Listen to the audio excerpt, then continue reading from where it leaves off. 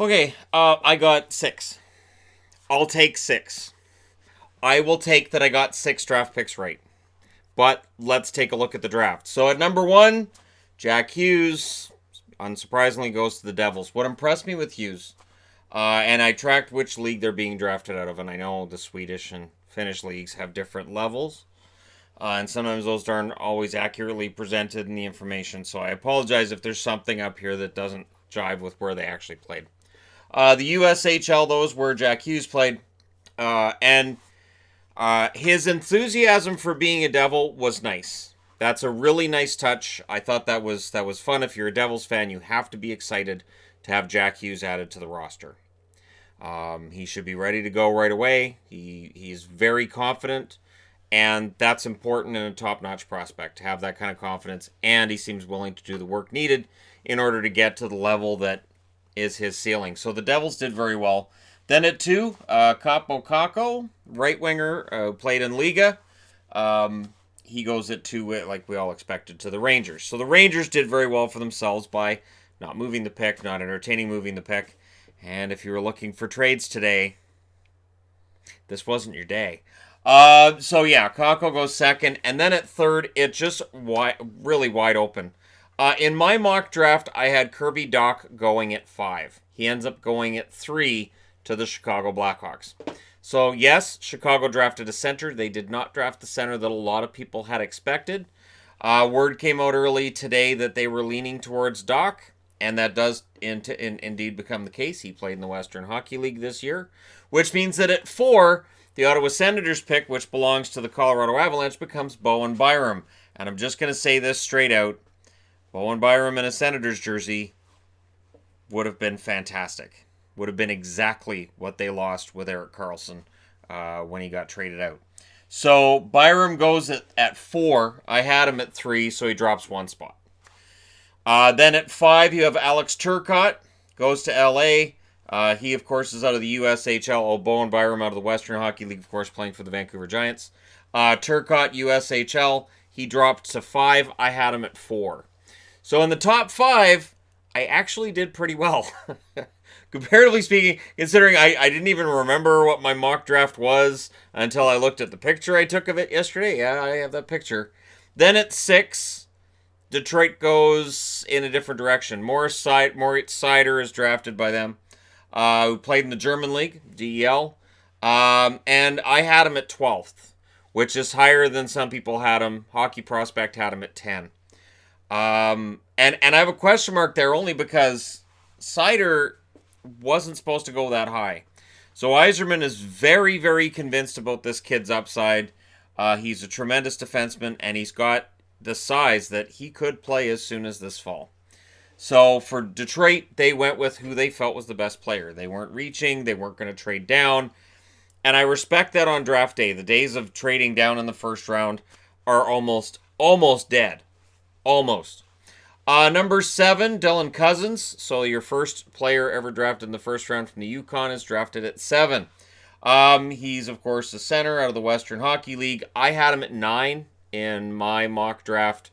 So again, while I'm wrong, not horribly wrong, right? Then at 8, Philip Broberg, defense, worst kept secret of the draft that the Oilers were high on Broberg. And he is drafted, of course, played in the Swedish League last year. Or this past season, I should put it that way rather than saying last year, because some people are going to go, what, in 2018? No, this season that just concluded. So Broberg is the property of the Edmonton Oilers, and that makes the 3rd defenseman already drafted in the top 8, which is kind of high considering how many prime forwards there were supposed to be in this draft. Number 9, I had him at 6. Zegras goes at 9 to the Anaheim Ducks, and I think that's a fantastic pick for Anaheim. The Ducks are trying really hard to make me a fan. They bought out Perry, and now they draft Zegras. Evil. Just evil. And honestly, a nice safe pick, and I think Anaheim, that's a good move. And that was the 5th center, I should say, off the board out of 9 picks. Only one winger to that stage. Wingers don't usually go high. That being said, at 10, Vasily Podkolzin goes to Vancouver. And I know people are going to say, this guy's going to be a bust. But there was a lot of talk about how he was the most talented player in the draft beyond Kakko and Hughes. Brian Burke is convinced this kid's fantastic. He's a right winger. I had him at 14 on my mock draft because I thought Arizona would take a shot at him. I didn't think he'd get past Arizona. There was speculation before the draft that maybe Detroit would take him because Yzerman wouldn't care that he's got 2 years in the KHL, and that may have scared teams off that drafted before Vancouver. Benning, he's really sticking his neck out here and picking a guy you know isn't going to be a Canuck for the next 2 years. It's a smart pick, but you ask yourself, so now if the Canucks miss the playoffs this year, is it a different general manager that gets to take credit when Podkolzin joins the lineup in a couple years? And he's fantastic if that works out that way. Podkolzin is a shoot-first kind of guy. He's physical, and Pettersson is not physical, and he's a pass-first kind of guy. This could work out really, really well. At 11, we get our first trade. Arizona and Philly swapped spots. Philly also picks up the number 45 pick tomorrow. So Victor Soderstrom goes to the Arizona Coyotes, who I'm guessing didn't think he would be available at 14 when they made their pick. He, of course, is a defenseman. I had him at 16 in my mock draft, but I'd seen him taken as high as 10th or 9th. Defense in this draft, it's outside of Byram, there was a lot of differing opinions on who the best defenseman was. At 12, Matthew Boldy, left winger. I had him at number 10. I think Minnesota did well for themselves getting Boldy at 12. That's right around where he should have been, and good, speedy young guy for them. So they need a lot of those because they have an aged roster and whatnot. At 13, the worst kept secret in the draft. Florida drafts a goaltender, Spencer Knight. And the comparisons to Carey Price are out there. I don't want to get that excited yet because first-round goaltenders can be kind of a hit-and-miss thing. But Knight definitely looks like he's a real thing. He's out of the USHL. I haven't been tracking this either. USHL was also Zagras, Matthew Boldy. Podkolzin played in the MHL, which is minor league Russian hockey, and he'll be in the KHL for 2 years. Victor Soderstrom in the SHL. That's where that's at.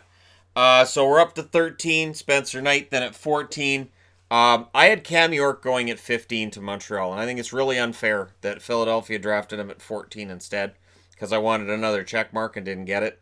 But York projects to be a solid defenseman, U.S. Hockey League as well.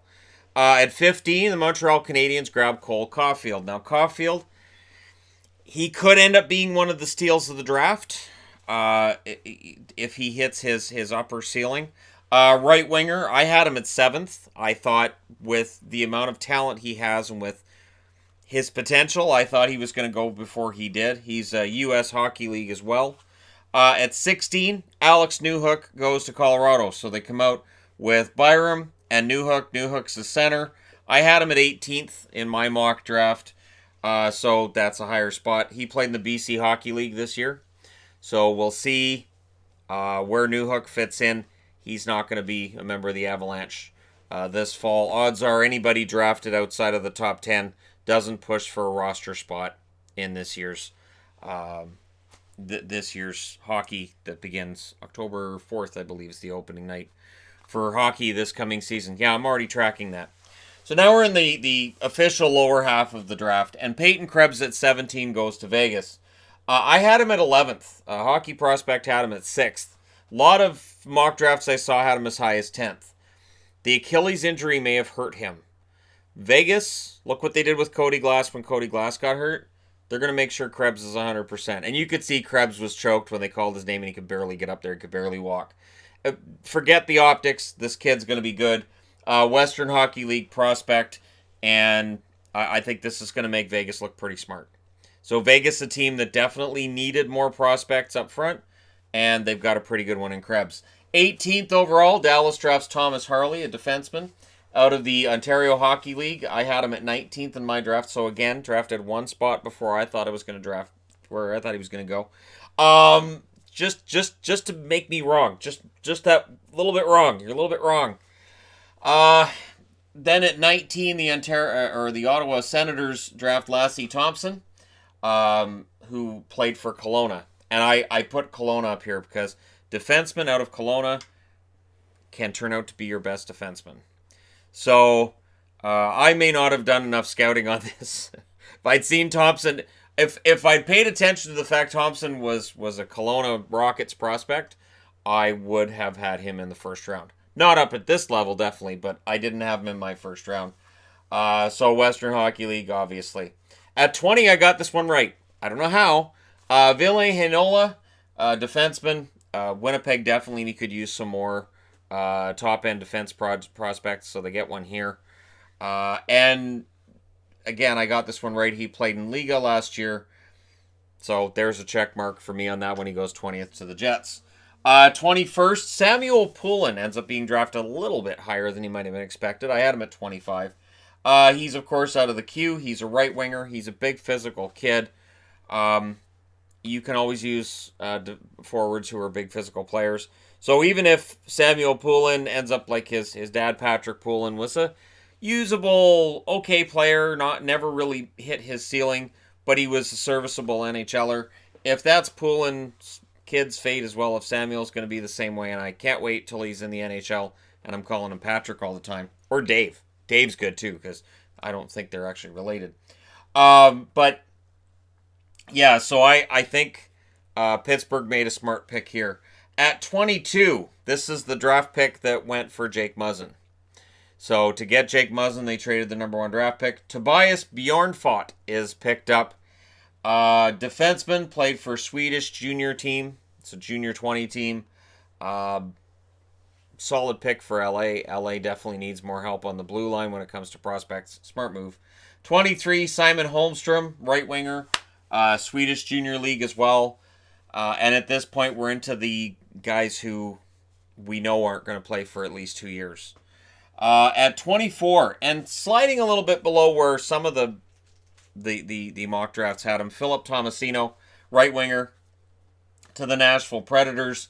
Ontario Hockey League, I had him at 22. So that shouldn't be an up arrow, that should be a down. So we'll see, if Tomasino ends up being a steal for Nashville. At 25, the Washington Capitals draft Connor McMichael, a center who was very lowly rated at the start of the year, rocketed up, and we'll see how well that works out for them. He's out of the Ontario Hockey League.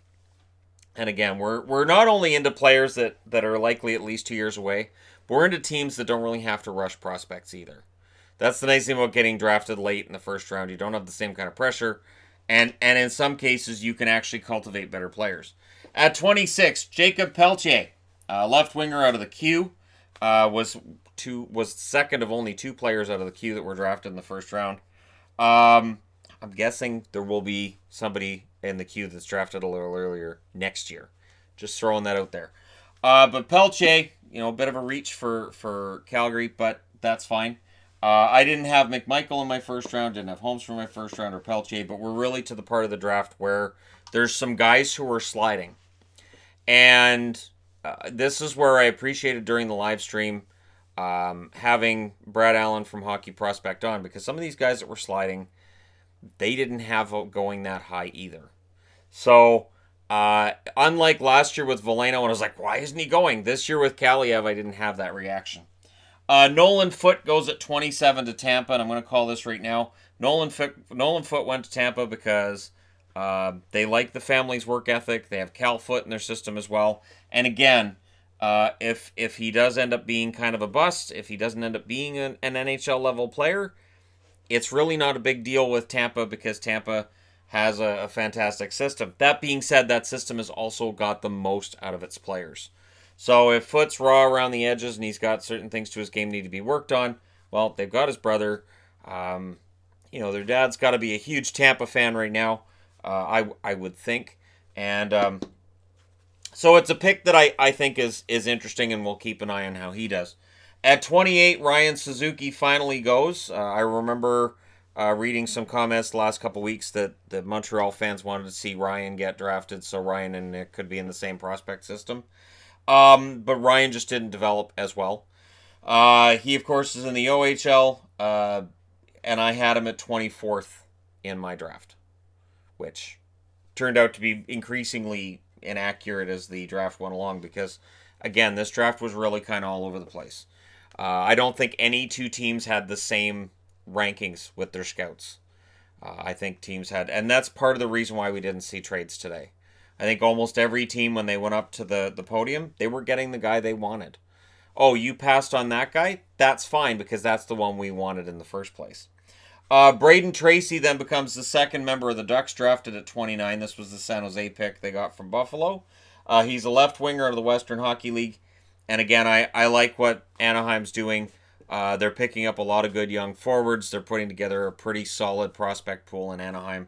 A team that had its challenges with prospects not that long ago because they were a really good team. When a team's up near the top of the league for a while, it means that they're going to have a shallower prospect pool usually. At 30, I got one right. John Beecher went to Boston. Just something told me they were going to draft him. He's out of the USHL as well, center and left wing. Doesn't really project as being like a top-notch forward scoring-wise, but I'm guessing that a combination of character and work ethic is why Don Sweeney went with him at 30. And then rounding out the first round, the guy who could end up being a steal of this draft, Ryan Johnson. This is, of course, St. Louis's draft pick that they gave up to get Ryan O'Reilly. Ryan Johnson, a defenseman, I had him at 28 on my draft. He's, of course, out of the USHL as well. And it's an impressive list of guys from the USHL, the U.S. National Team Development Program, or National Development Team Program. Really, really solid crop of youngsters they've had. And so Johnson rounds things out nicely for Buffalo, who got Cousins and Johnson. And Johnson was rated on some drafts as high as 20th. So yeah, Buffalo may very well have gotten a steal in the first round there. Steals, for my money, I will agree with Brad, who I was on the call with. I like Podkolzin. I like Krebs' potential steals. There could be a bit of a reach for Chicago with Doc. But again, their drafting record's been pretty solid the last few years.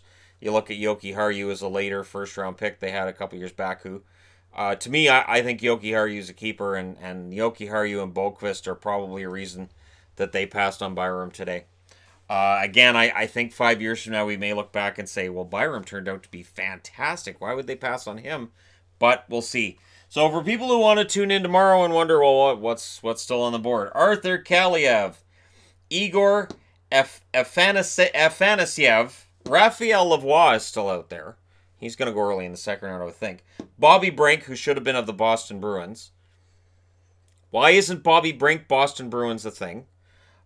It's perfect. Hello, Don Sweeney, it's perfect. Can you please make a call, get the number 32 pick tomorrow, you can do this, and get Bobby Brink Boston Bruins. I want it to happen.